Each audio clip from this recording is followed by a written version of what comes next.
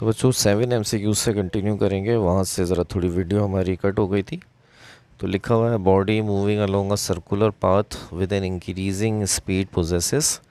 तो थोड़ी सी वजाहत वहाँ पे मैंने दी थी। जब ऑब्जेक्ट दायरे में घूमता है और उसकी अगर स्पीड सेम है, यानी वेलोसिटी आप समझ लें, उसकी वेलोसिटी अगर सेम है तो उसके अंदर सिर्फ और सिर्फ सेंटीपिटल एक्सेलरेशन बनता है। लेकिन अगर कोई ऑब्जेक्ट दायरे में घूमता है और उसकी जो वेलोसिटी है उसकी वैल्यू चेंज हो रही है, यानी जो उसकी वेलोसिटी की जो वैल्यू होती है उसको स्पीड कहते हैं। याद रखिएगा, वेलोसिटी का जो मैग्नीट्यूड होता है वो असल में स्पीड कहलाता है।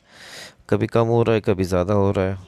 तो याद रखें भी उसमें दो तरह के एक्सेलरेशन होते हैं। एक तो डायरेक्शन की चेंज की वजह से, वेलोसिटी के वेक्टर की डायरेक्शन की चेंज की वजह से सेंट्रीपिटल बनता है, और मैग्नीट्यूड जो उसका चेंज हो रहा है जिसमें वेलोसिटी कभी कम ज़्यादा हो रही है तो उसमें एक और एक्सेलरेशन बनता है जिसका नाम होता है टेंजेंशियल एक्सेलरेशन।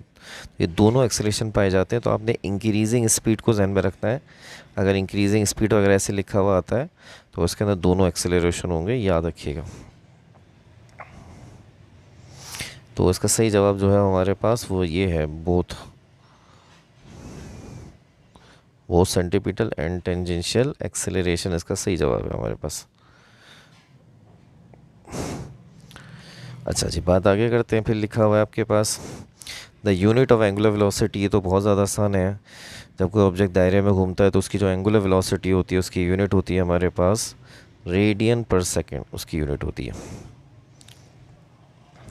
फिर इसके आगे लिखा हुआ है cyclist cycling around a circular racing track skids because. एक साइकिलिस्ट जो एक दायरे के अंदर साइकिलिंग कर रहा है वो फिसल जाता है। और उसकी वजह क्या है? तो देखिए, जब कोई ऑब्जेक्ट दायरे में घूमता है तो उस पर दो तरह की फोर्स लगती है। एक लगती है सेंटीपिटल फोर्स, दायरे में घूमने की वजह से जो उसे सेंटर की तरफ खींच रही होती है। दूसरी जो होती है वो होती है सेंट्रीफ्यूगल फोर्स, जो कि असल में एक फ्रिक्शनल फोर्स के तौर पे काम करती है, और ये दायरे के आउटवर्ड लग रही होती है। यानी साइक्लिस्ट पे एक आउटवर्ड सेंट्रीफ्यूगल फ्रिक्शन फोर्स और इनवर्ट सेंटीपिटल फोर्स लग रही होती है। अगर ये दोनों बराबर रहेंगी तो ये दायरे में घूमता रहेगा साइक्लिस्ट। अगर फर्स्ट कर लें, अगर फ्रिक्शन ज़्यादा हो गई तो ये थोड़ा बाहर की तरफ हो जाएगा, और अगर सेंटीपिटल ज़्यादा हो गई तो ये फिसल के अंदर की तरफ गिर जाएगा। तो ये जो स्किड हो रहा है फिसल के अंदर तरफ गिर रहा है, ये सेंटीपिटल फोर्स के ज़्यादा होने की वजह से हो रहा है। तो इसका सही जवाब है the centripetal force upon him is greater than the limiting friction. ये वही फ्रिक्शन है जो सेंटीफ्यूगल फोर्स की शक्ल में आउटवर्ड लगती है। तो इसका सही जवाब हमारे पास जो है वो ये वाला है। अच्छा जी, इसका सही जवाब है ये वाला। The centripetal force upon him is greater than the limiting friction. ये ध्यान में रखिएगा, ठीक है भाई। The horizontal range of projectile depends upon. Horizontal range projectile का जो फॉर्मूला होता है वो होता है R is equal to V naught square upon G multiply sine two theta. इसमें जो रेंज होता है वो वेलोसिटी के ऊपर भी डिपेंड करता है। जो रेंज होता है हमारे पास वो एंगल के ऊपर भी डिपेंड करता है और जी के ऊपर भी डिपेंड कर सकता है। तो इसका सही जवाब क्या है? ऑल ऑफ देम, क्योंकि जी की वैल्यू उस जगह पर जो है वो उसका भी एक लिहाज से अहमियत आता है कि प्रोजेक्टाइल मोशन में जी को कांस्टेंट रखा जाता है, लेकिन ये सब चीज़ों के ऊपर डिपेंड कर सकता है। तो इसका सही जवाब है हमारे पास ऑल ऑफ देम।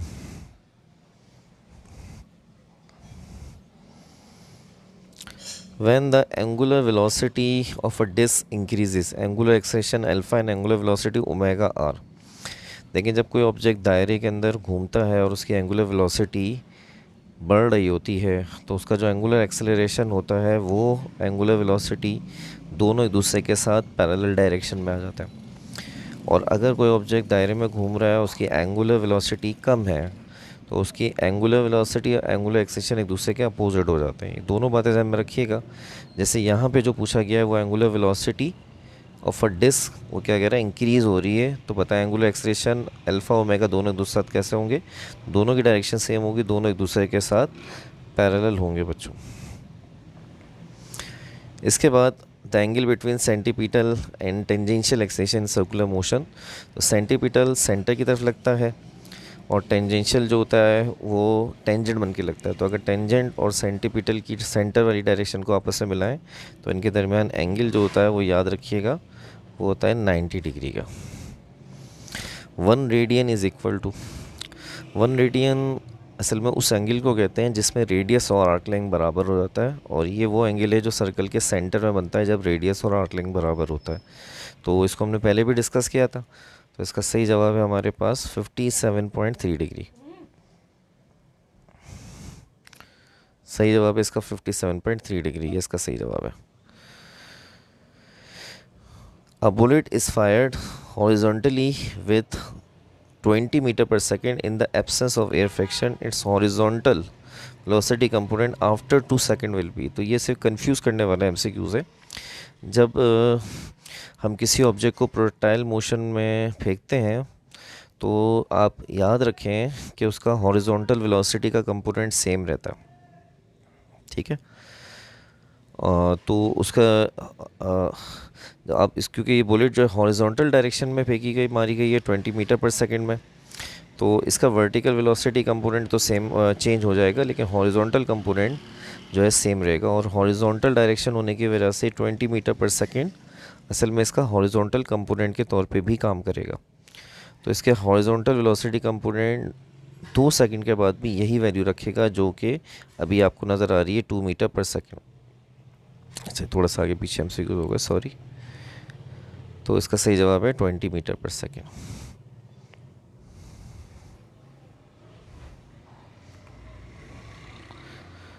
ठीक है भाई। अच्छा, इसके बाद आ रहा है the angular speed of the minute of the hand of a clock is.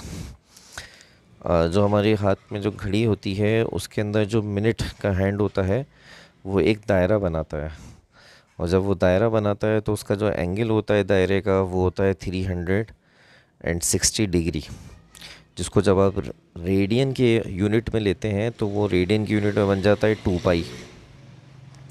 तो हमने यहाँ पे फॉर्मूला लगा देना है कौन सा, क्या कहते हैं, S equal to theta equal to omega T, theta equal to omega T जो फॉर्मूला होता है।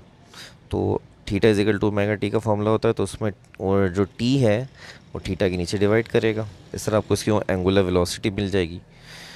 तो फॉर्मूला बन जाएगा omega equal to theta upon T. तो थीटा मैंने बताया कि जब मिनट की निडल पूरी कंप्लीट करती है अपना एक दायरा, तो नतीजे में जो एंगल बनता है थीटा वो बनता है 360, जो कि बराबर होता है 2 पाई के। और जो टाइम होता है हमारे पास वो होता है हमारे पास 1 आवर, और 1 आवर बराबर किसके होता है 60 मिनट यानी 60। तो ऊपर से 2 और नीचे से 60 कट जाएगा, तो ऊपर बचेगा आपके पास पाई और नीचे बचेगा 30। तो दोबारा सुन लीजिएगा अच्छी तरीके से ताकि कंफ्यूज ना हो कि जो मिनट हैंड होता है वो जब राउंड और अबाउट कंप्लीट करता है तो वो 360 डिग्री का एंगल बनाता है, जिसको हम लोग 2 पाई लेते हैं।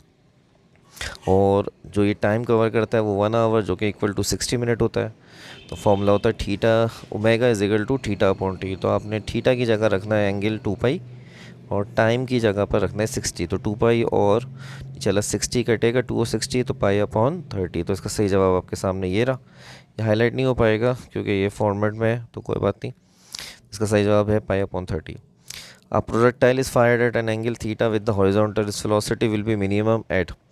जब किसी प्रोजेक्टाइल को हवा में उछालते हैं तो जब उछालते हैं तब इसकी वेलोसिटी ज़्यादा होती है, ज़मीन पे हिट करता है करने वाला होता है तब ज़्यादा होती है, और जब वो अपने पीक पर होता है तो याद रखिए वहाँ पर इसकी वेलोसिटी यानी सबसे हाईएस्ट पॉइंट पे होता है वहाँ इसकी वेलोसिटी सबसे मिनिमम होती है। तो इसकी जो वेलोसिटी है हमारे पास द हाईएस्ट पॉइंट यहाँ सबसे कम नापी जाएगी।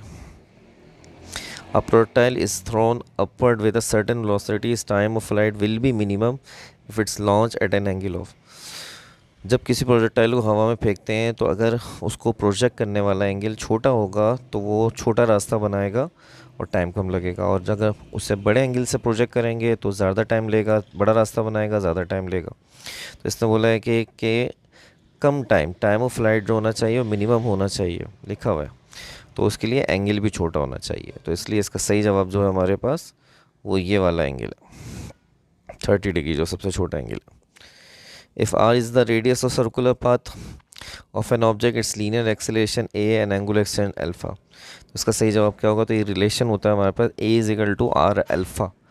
तो इसका सही जवाब अगर आप देखें तो बी वाला है। तो अब बच्चे कहेंगे सर कि ए और बी में क्या फ़र्क है, ए में भी ये लिखा हुआ है अल्फ़ा और बी में जो है वो भी ए इज इक्वल टू। असल में ये वेक्टर का इसमें कॉन्सेप्ट है, तो ये वेक्टर के साइन और एमसीक्यूज़ में लगे हुए नहीं है।